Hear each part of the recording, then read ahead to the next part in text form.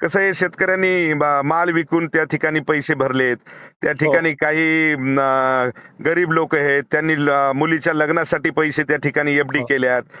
हो तर त्या ठिकाणी मला वाटतं की आपण स्वतः लक्ष घालून आपलं, तर ती बँकेचं तर मला माहित आहे की खूप मोठी बँक आहे ती.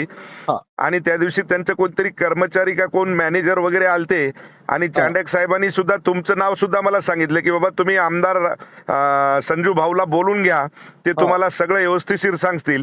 तर हा त्या दिवशी मला तुमचं बोलणं म्हणजे झालं नाही, पण हा तुम्ही लक्ष घालून सर्व शेतकऱ्याला न्याय भेटाव एवढीच अपेक्षा आहे आमची.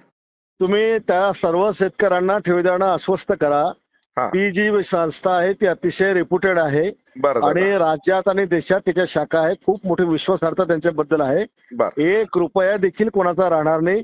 फक्त त्या बँकेला किती लोकांचा पैसा या लोकांनी काढून घेतला याचा जरा हिशोब घेऊ द्यात.